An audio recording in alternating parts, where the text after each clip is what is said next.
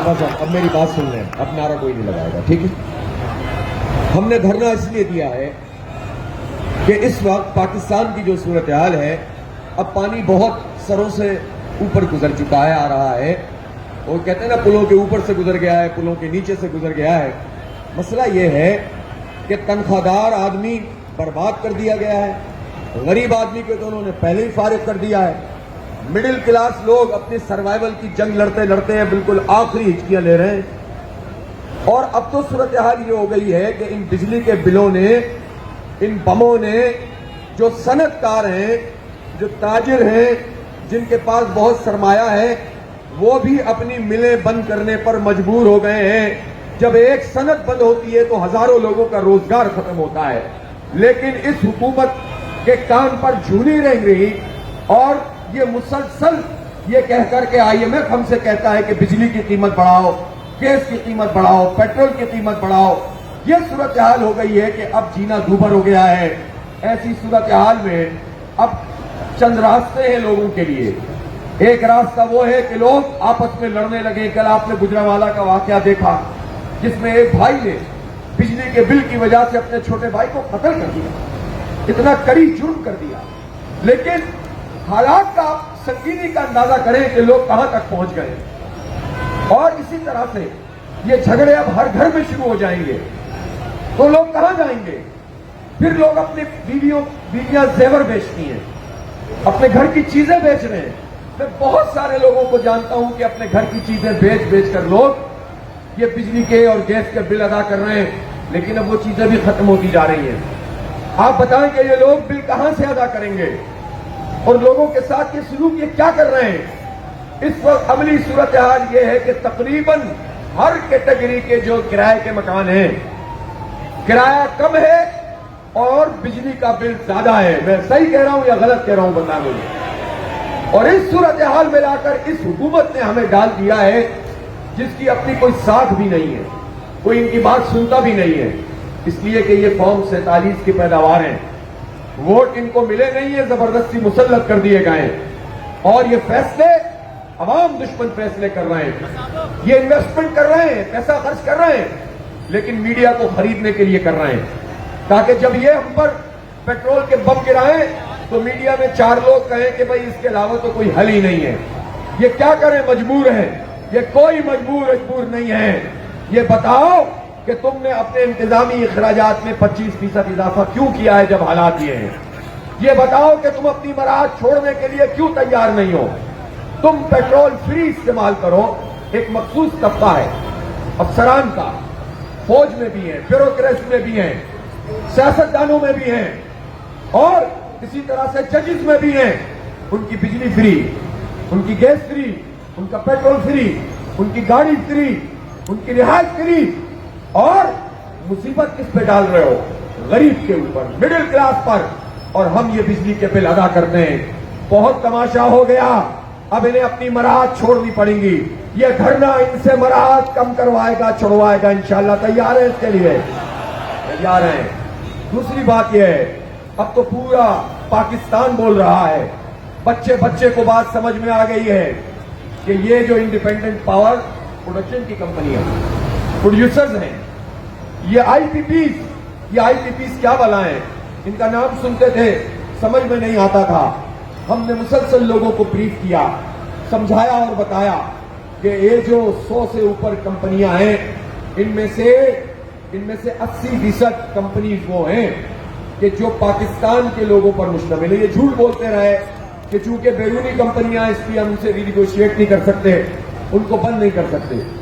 अब ये जो कंपनियां हैं जिनमें हुकूमत में शामिल लोगों की, खास लोगों की कई कंपनियां हैं, आज तो मैं नाम नहीं ले रहा, हो सकता है कि मैं कल एक कंपनी और उसके मालिक का नाम भी लेकर आपको सुनाऊं, ताकि लोगों को एक मरतबा फिर अच्छी तरह पता चल जाए कि ये लोग हमारे साथ क्या सलूक कर रहे हैं। और बदकिस्मती की बात यह है कि ये जो खानदान है, ये चंद जो सनतकार नाम नहाद हैं, ये नून लीग में भी, ये पीपुल्स पार्टी में भी, ये पीटीआई में भी, और इन सब में रहते हुए इन्होंने हजारों अरब रुपए पाकिस्तान की खून पसीने की लोगों की कमाई जो है نچوڑ کر انہوں نے جو ہے وہ ہم سے لے لی ہے، کھا لی ہے، اور سب حکومتوں نے ان کو فیسیلیٹیٹ کیا، ان کی سہولت کاری کی۔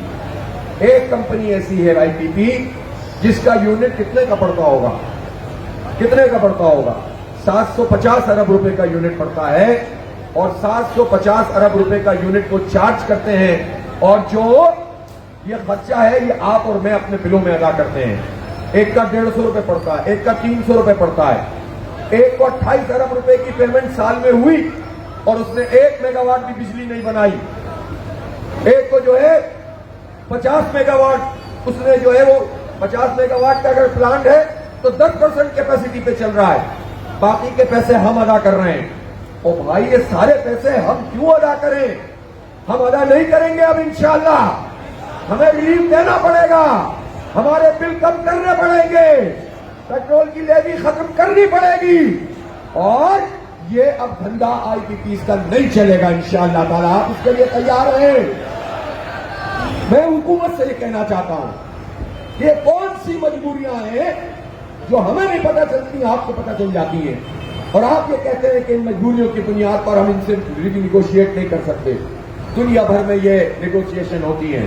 کچھ کمپنیاں ایسی ضرور ہوں گی کہ جو اپنی پروڈکشن پوری کر رہی ہیں اور ان کی لاگت بھی مناسب ہے، پھر بھی انہوں نے سینکڑوں ہزاروں ارب روپے کما لیے، ری نیگوشیٹ کرو۔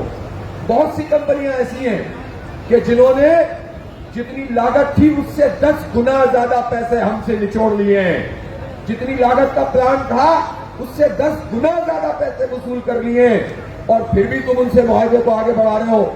کچھ کمپنیاں ہیں جن کی ٹائم لائن ختم ہو گئی ہے، پھر بھی وہ چل رہی ہیں، تو یہ تو نہیں چلے گا، اور اب ان آئی پی پیز کو لگام بھی دینی پڑے گی، ری نیگوشیٹ بھی کرنا پڑے گا، اور بہت ساری آئی پی پیز ہیں ان کو بند بھی کرنا پڑے گا۔ یہ بالکل ہمارا حتمی طور پر مطالبہ ہے، اس کے بغیر ہم یہاں سے نہیں ہلیں گے انشاءاللہ تعالی۔ بیٹھ گئے یہاں پر آ کر، اب آپ مجھے یہ بتائیے، اب یہ جو آئی پی پیز کا دھندا انہوں نے شروع کیا ہوا ہے، مراد اپنی یہ چھوڑتے نہیں ہیں۔ تنخواہ دار لوگوں نے 375 ارب روپے انکم ٹیکس قیمت میں جمع کرائے، پرائیویٹ اور گورنمنٹ سیکٹر کے۔ کتنے جمع کرائے؟ یاد کر لیں یہ باتیں سب، 375 ارب روپے ایک سال میں تنخواہ دار طبقے نے انکم ٹیکس قیمت میں جمع کرائے، اور وہ جاگیردار جن کی زمینیں 100 ایکڑ سے زیادہ ہیں، 1000 ایکڑ سے زیادہ ہیں، انہوں نے کتنے کرائے ہوں گے؟ آپ کے خیال میں 3000 ارب روپے جمع کرا دیے ہوں گے؟ کتنے کرائے ہوں گے؟ 5 ارب روپے بھی جمع نہیں کرائے، تو جاگیردار پیسے نہیں دے، تنخواہ دار سارا بوجھ ان جاگیرداروں کا اٹھائے، یہ نہیں چلے گا۔ ان جاگیرداروں کو لگام دینی پڑے گی، ان پہ ٹیکس لگاؤ، ہم سے ٹیکس ہٹاؤ، جاگیرداروں پہ ٹیکس لگاؤ، عوام سے ٹیکس ہٹاؤ، ہمارے بجلی کے بلوں سے ٹیکس ہٹاؤ، ہمارے بجلی کے بلوں سے ٹیکس ہٹاؤ۔ یہ کیا مذاق ہے؟ 36 طرح کے ٹیکس ایک بل میں لگا کے بھیج دیتے ہو، یونٹ کی قیمت بھی بڑھاتے جا رہے ہو، ٹیکس بھی اس کے اوپر لگاتے جا رہے ہو، یہ دھندا نہیں چلے گا۔ اس لیے ہمارا بہت سیدھا مطالبہ ہے، یہاں پر ہم اپنی ذات کے لیے نہیں آئے، مجھے کچھ نہیں چاہیے، انہیں کچھ نہیں چاہیے، ہماری پارٹی کو کچھ نہیں چاہیے، میرے ملک کے 25 کروڑ لوگوں کو انصاف دو اور حق دو، اور ان کے اوپر سے یہ ظلم کا جو ٹیکس کا نظام ہے یہ ختم کرو، یہ سلیب ختم کرو تنخواہ دار کا، یہ جو انہوں نے ابھی لگا دیا ہے۔ اس کے نتیجے میں جو پروفیشنل لوگ ہیں، جو پڑھے لکھے لوگ ہیں، جو ڈاکٹرز ہیں، انجینئرز ہیں، جو چارٹرڈ اکاؤنٹنٹس ہیں، جو آئی ٹی اسپیشلسٹ ہیں، یہ سارے لوگ ایک ایک کر کے پاکستان سے رخصت ہو رہے ہیں یہاں کے حالات کی وجہ سے، اور پھر بھی اگر کوئی یہاں پر موجود ہیں تو تم ان کی تنخواہوں سے جب ڈائریکٹ 35% ٹیکس لے لو گے اور پھر اس کے بعد انڈائریکٹ ٹیکس بھی وصول کرو گے، تو ایک پروفیشنل آدمی کی تنخواہ جتنی بھی ہوگی آدھے سے زیادہ وہ ٹیکس 55% جب وہ ٹیکس دے دے گا تو وہ کیا اپنے بچوں کی تعلیم کا خیال کرے گا، کیا اپنا خرچہ چلائے گا؟ بات یہ ہے کہ اس ملک میں جو تعلیمی نظام ہے، یہ بات اچھی طرح سے یاد کر لو، سمجھ لو، اور اس شعور کو پاکستان کے بچے بچے تک پہنچا دو کہ تعلیم، مفت تعلیم اور معیاری تعلیم پاکستان کے ہر بچے کا حق ہے، چاہے وہ غریب ہو یا مڈل کلاس ہو یا امیر ہو۔ جب یہ ریاست اور حکومت ہم سے ٹیکس لیتی ہے تو اسے ہمارے بچوں کو تعلیم معیاری دینی ہوگی اور فری دینی ہوگی۔ انہوں نے ظالموں نے ہمارے ذہنوں میں یہ بات بٹھا دی کہ جتنے پیسے ڈالو گے اتنی اچھی تعلیم ملے گی۔ حکومت کا کام تعلیم دینا نہیں ہے۔ حکومت کے اسکول وہ تو ہوں گے بالکل کچرا، اور جو پرائیویٹ اسکول ہوں گے وہ ہوں گے بہت معیاری۔ اور کتنے پرائیویٹ اسکول؟ 94% پرائیویٹ اسکول وہ ہیں جب فیس وہ لیتے ہیں تو اپنا خرچہ پورا نہیں کر پاتے، جس کی وجہ سے اساتذہ ٹھیک نہیں رکھتے، معیاری تعلیم ان پرائیویٹ اسکولوں میں بھی نہیں ہوتی۔ چند پرائیویٹ اسکول ہیں وہ تنخواہ جب بہت زیادہ فیس دیتے ہیں تو اس کے نتیجے میں پھر کچھ اچھی تعلیم ملتی ہے۔ اب کچھ پرائیویٹ لوگوں وہ مجبور ہیں وہ کیا کریں، لیکن حکومت نے کیا نظام بنایا ہے؟ یہ حکومت کا کام تھا۔ اور پاکستان میں ایسا ہوتا تھا کہ جب امیر اور غریب کا بچہ ایک ساتھ سرکاری اسکول میں پڑھتا تھا، ایک جیسا معیار ہوتا تھا، ایک جیسی اپورچونٹی ہوتی تھی۔ غریب کا بچہ کبھی آگے نکل جاتا تھا، کبھی مڈل کلاس آگے نکل جاتا تھا۔ اب تو انہوں نے فارغ کر کے رکھ دیا ہے۔ یہ تعلیم، معیاری تعلیم، ایک نظام، ایک زبان، ایک نصاب، ایک نظام، طبقاتی نظام نہیں، یہ ہمارے پاکستان کے 25 کروڑ لوگوں کا حق ہے، ہر خاندان کا حق ہے۔ اس کو خیرات سمجھ کے ہمیں مت دو، ہمیں معیاری تعلیم دو۔ اور پھر جب لوگ اپنے بچوں کے لیے اچھی تعلیم خریدنے کے لیے پیسے لگائیں تو تم کیا کرو کہ تم ان کے اوپر ٹیکس لگا دو، ان کا سلیب بڑھا دو، اور اس کے نتیجے میں وہ اپنے بچوں کو پڑھا بھی نہیں سکیں۔ پھر وہ کہیں کہ ہم باہر جائیں گے، کتنے ڈاکٹر بھیجو گے، کتنے انجینئر بھیجو گے، کتنے آئی ٹی ایکسپرٹ بھیجو گے؟ اس ملک کو بانجھ مت کرو۔ اس ملک کا نوجوان ہماری طاقت ہے، یہاں کا پروفیشنل آدمی ہماری قوت ہے۔ ان کو اعتماد دو، ان کو انہوں نے مایوس کر دیا ہے۔ ہر نوجوان 80% نوجوان کہتے ہیں ہم ملک چھوڑ کے جانا چاہتے ہیں۔ بدترین تباہی پھیلا دی ہے ان ظالموں نے۔ کیا ہم چھوڑ دیں ان کے حال پہ؟ 25 کروڑ لوگوں میں سے 16-17 کروڑ 30 سال تک کی عمر کے نوجوان ہیں، کیا ان سب کو مایوس چھوڑ دیں؟ یہ منشیات کے عادی بن جائیں، یہ اسٹریٹ کرمنل کے حوالے ہو جائیں، یہ آپس میں لڑنے جھگڑنے لگیں؟ ان کو امریکی CIA، ان کو بھارتی راکٹ پروردہ، یہاں ان کے مقامی ایجنٹ کبھی قوم پرستی کے نام پر، کبھی مذہبی انتہا پسندی کے نام پر اپنے ساتھ ملا کر دہشت گرد بنا دیں، پہاڑوں پہ چڑھا دیں، اور تم پھر آپریشن کر کے گیہوں کے ساتھ گھن بھی پیس دو اور پھر کہو کہ یہ ہماری رٹ ہے۔ یہ دھندا نہیں چلے گا، نہیں چلے گا۔ اب تمہیں حق دینا پڑے گا۔ حق دو عوام کو، حق دو عوام کو، حق دو عوام کو، حق دو عوام کو، حق دو پاکستان کو، حق دو پاکستان کو۔ بدلو اس نظام کو، بدلو اس نظام کو، جینے دو عوام کو۔ میرے بھائیو، یہ نہیں چلے گا۔ یہ جو حکمران طبقہ ہے، انگریزوں کا پروردہ طبقہ، آج تک ہم پر مسلط ہے، اور انہوں نے خاص قسم کی اپنی ایک انٹرپرائز بنائی ہوئی ہے، اور یہی لوگ بدل بدل کے حکومتوں میں فوجی ڈکٹیٹر آئے تب بھی یہی ہوتے ہیں، نام نہاد یہ آ جائیں سیاستدان تو تب بھی یہی ہوتے ہیں۔ انہوں نے ہم سب کا استحصال کیا ہوا ہے، تو آپ کے خیال میں حالات کو رحم و کرم پر اسی طرح عوام کو چھوڑ کر ہم اپنے دفتروں میں کام کرتے رہیں، ہم اپنے روٹین کی خدمات انجام دیتے رہیں؟ تو یہ تو نہیں چلے گا۔ یہ اللہ کی طرف سے ہم پر فرض ہے کہ معاشرے میں جب اس قدر ظلم بڑھ جائے تو اس ظلم کے خلاف آواز اٹھانی ہے۔ یہ ہم فرض سمجھ کے کرتے ہیں، یہ دھرنا بھی ہم عبادت سمجھ کے کر رہے ہیں، الحمدللہ۔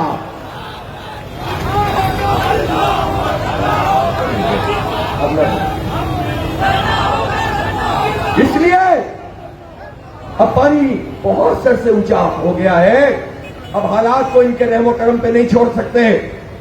جماعت اسلامی 25 کروڑ لوگوں کی ترجمانی کر رہی ہے۔ مجھے بتائیں، یہ جو ایشوز ہیں ہمارے، اس پر کوئی بات کر رہا ہے؟ کسی پارٹی کی طرف سے آواز آتی ہے؟ جماعت اسلامی یہ کام کر رہی ہے. اور دیکھیں ابھی تو کوئی انتخاب بھی سامنے نہیں ہے، ورنہ لوگ کہتے ہیں کہ انتخابات سے پہلے لوگ یہ کام کرتے ہیں. ویسے میں آپ کو ایک بات بتا دوں کہ بعض لوگوں نے یہ کہنا شروع کر دیا ہے کہ ری الیکشن ہونا چاہیے. اب میں ان سے یہ پوچھنا چاہتا ہوں کہ کیوں ہونا چاہیے؟ ایسے ہی جملہ مترجہ کہتے ہیں جو درمیان میں آ جاتا ہے. کیوں ہونا چاہیے؟ جب آپ کے پاس فارم 45 موجود ہے اور جس پارٹی یعنی پی ٹی آئی کے لوگ زیادہ تر فارم 45 والے ہیں اور فارم 47 والوں کی حکومت بن گئی، تو اگر پی ٹی آئی کا ہی کوئی رہنما یہ کہے کہ فارم 45 کے بجائے ری الیکشن ہو، تو آپ سمجھ لیں کہ دال میں کالا نہیں بلکہ ہو سکتا ہے دال پوری ہی کالی ہو. اور ملک کو ایک اور دھندے میں ڈالنا اس طرح سے تاکہ دوبارہ نیگوشیٹ کریں. پھر پارٹی ایک طرف رہ جائے گی اور پارٹی کے جو رہنما ہیں وہ ڈیل کریں گے اور ایک مرتبہ پھر دھندا ہوگا. اور بعض ایسی پارٹیاں بھی ہیں جن کا مسئلہ یہ نہیں ہے کہ دھاندلی ہوئی، وہ تو ویسے ہی کہہ رہے ہیں دھاندلی ہوئی. اصل میں ان کا مسئلہ یہ کہ اس دھاندلی میں ان کو شیئر کیوں نہیں ملا اور ان کو کیوں نہیں چکایا، ان کو فارم 47 پہ مسلط کیوں نہیں کیا، ان سے وعدہ پورا کیوں نہیں کیا. تو یہ لوگ اگر پاکستان میں ایک الیکشن کا غیر ضروری دھندا شروع کریں گے تو اس کا مطلب یہ ہے کہ پھر یہ سب ملے ہوئے ہیں اور ایک نئی مصیبت میں آپ کو گرفتار کریں گے. سیدھی سیدھی بات ہے، ایک لیگل ڈاکومنٹ موجود ہے، اس کے مطابق حکومت بناؤ، اس کے مطابق فیصلے کرو، جوڈیشل جو کمیشن ہے وہ قائم کر دیا جائے. لہذا جماعت اسلامی تو واضح طور پر کہتی ہے پاکستان کو ری الیکشن کی ضرورت نہیں ہے. جو صحیح عوام کا فیصلہ تھا اس کے مطابق نمائندوں کو کامیاب کیا جائے اور اس کی حکومت بنائی جائے، اس کی ضرورت ہے. اور جو بھی ری الیکشن کی بات کر رہا ہے وہ کسی کا ایجنٹ تو ہو سکتا ہے، کسی کا ایجنٹ تو ہو سکتا ہے، نہ وہ اپنی پارٹی سے وفادار ہے نہ ملک سے وفادار ہے. اس لیے اب یہ بات تو یہاں رہ گئی. ہم تو بات کر رہے تھے کہ عوام کے حق کے لیے ہم نکلے ہیں اور دین کا فریضہ سمجھ کے نکلے ہیں. کوئی یہ سمجھے یہ سیاست ہے تو یہی سیاست عبادت ہے. یہ اسلامی تحریک ہے جماعت اسلامی، یہ دین کا کانسیپٹ وہ نہیں رکھتی کہ عبادت کرنی ہے تو رہبانیت اختیار کر لو اور سیاست کرنی ہے تو دنیا دار بن جاؤ. دیکھیں ہم وہ سیاست کرتے ہیں کہ جب کوئی کمٹمنٹ کرتے ہیں تو پوری کرتے ہیں. الحمدللہ ہم نے طے کیا تھا کہ ہم بدعملی نہیں ہونے دیں گے، ہم اپنے پولیس والوں کو بھی نہیں پٹنے دیں گے اور اپنے کارکن کو بھی نہیں پٹنے دیں گے. اور انہوں نے پھر بھی ہمارے کارکنوں کو گرفتار کیا، پھر بھی انہوں نے ہمارے راستے میں رکاوٹ ڈالی. الحمدللہ لوگوں نے ساری رکاوٹیں تو ہٹائیں لیکن ہم تصادم سے بچے. ہمارے لیے کیا مشکل تھا، ابھی بھی ہمارے کچھ لوگ تو چلے گئے تھے بیچوں، بار بار بلانا پڑتا ہے کہ بھائی جب طے کریں گے تو سب جائیں گے، اکیلے اکیلے کیوں جا رہے ہو. یہ 200 لوگوں کے جانے سے کیا ہوتا ہے، جب جائیں گے تو سب جائیں گے انشاءاللہ، اور وہ بھی ہم اعلان کر سکتے ہیں. لیکن ہم یہ آرام سے جا سکتے تھے. ہم نے کہا نہیں، جب ہم نے یہ طے کیا ہے کہ تصادم کے ذریعے نہیں جائیں گے تو پھر ہم یہاں پر آ کر بیٹھ گئے. اب حکومت کے اوپر ہے کہ وہ اگر ہمارا راستہ روکیں گے. ابھی ہم دیکھتے ہیں انہوں نے کسی کمیٹی کی بات کی ہے، انہوں نے کمیٹی کی بات کی ہے. اور میں یہ کہنا چاہتا ہوں حکومت سے کہ یہ جو مختلف قسم کے لوگ آ کر پریس کانفرنسیں کرتے ہیں یہ دھندا نہ کریں. سیدھا سیدھا با اختیار ایک کمیٹی بنائیں. وہ با اختیار کمیٹی جماعت اسلامی کی کمیٹی سے بات چیت کرے گی. میں ابھی تھوڑی دیر میں انشاءاللہ مشورہ کر کے وہ کمیٹی اس کا اعلان ہم میڈیا پہ کر دیں گے. ٹھیک ہے، وہ بھی با اختیار ہوں گے، یہ بھی پوری بات کریں گے. اور ہمارا تو کوئی بہت راکٹ سائنس ہے نہیں.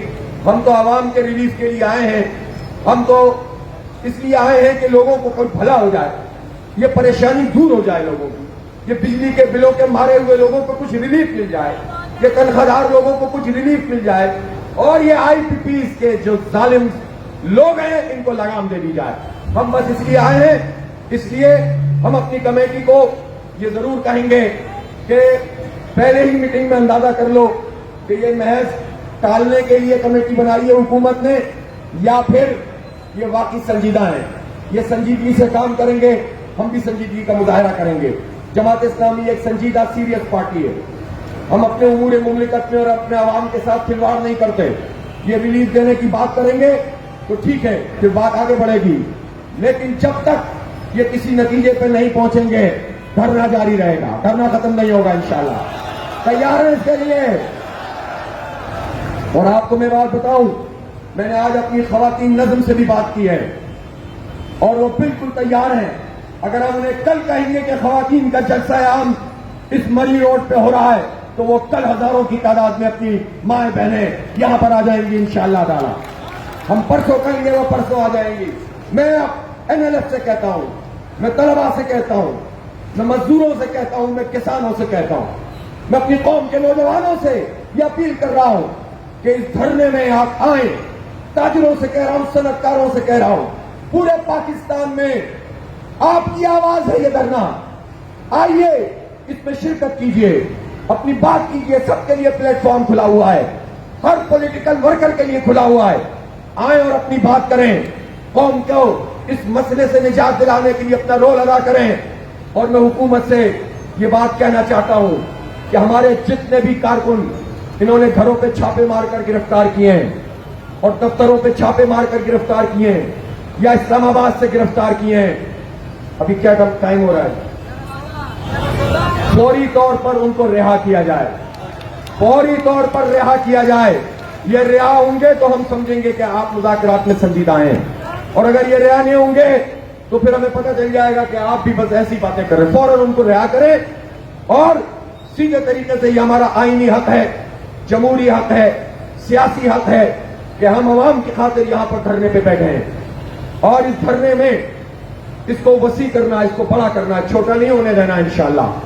تو بس پھر آپ لوگ سب تیار ہیں تو پھر بات کو آگے بڑھائی جائے۔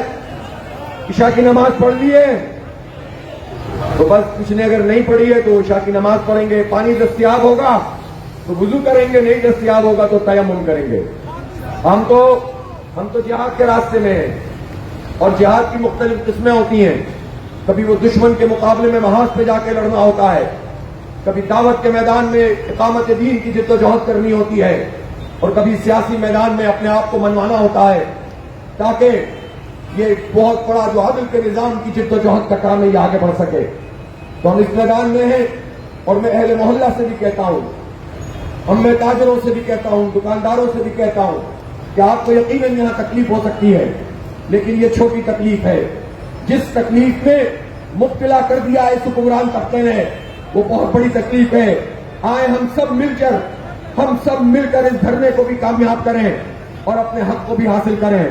میں کوئی ٹائم فریم نہیں دے رہا، یہ دھرنا اگر 1 مہینے چلے تو تیار ہیں، اس سے بھی زیادہ چلے تو تیار ہیں۔ تو بس اب آپ ہیں اور ہم ہیں۔ اور ایک بات میں آپ کو بتا دوں، آپ مطالبہ ضرور کریں گے کسی بھی چیز کا جو آپ کے ذہن میں ہوگا، لیکن نظام اس وقت چلتا ہے جو نظم و ضبط ہوتا ہے، جو امیر کی اطاعت ہوتی ہے، جب ڈسپلن قائم ہوتا ہے، ورنہ سب بکھر کر رہ جاتے ہیں۔ تو اس ڈسپلن کو قائم کرنا ہے۔ ہم انشاءاللہ یہاں پر دعائیں بھی کریں گے، عبادات بھی کریں گے، فجر کا بھی اہتمام ہوگا، درس قرآن بھی ہوگا، اور نظمیں بھی ہمارے نوجوان سنائیں گے، اور شاعری بھی ہوگی یہاں پر، اور جو نوجوان تقریر کر سکتے ہیں تقریری مقابلہ بھی ہوگا، اور جو بات بڑھے گی تو میں تو آپ سے یہ کہتا ہوں کہ ایک فوڈ فیسٹیول ہو جائے کہ نہیں ہو جائے؟ ارے سب ہوگا یار، سب ہوگا۔ یہاں چینیوں کی فوڈ جائیں گے شاباش شاباش، اتنی زور سے بولے کہ پوری انتظامیہ کو پتہ چل جائے کہ آپ کہاں جانا چاہتے ہیں۔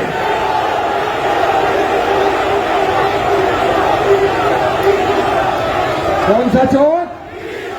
کہاں جانا ہے؟ کہاں جائیں گے؟ بیٹھ جائیں گے؟ ہاں تو بس ٹھیک ہے، لے جائیں گے آپ کو انشاءاللہ ڈی چوک۔ ہر کام اپنے وقت پر ہوگا۔ ابھی تو یہی چوک ہے، یہ اے چوک ہے کہ بی چوک ہے؟ یہ مری روڈ ہے۔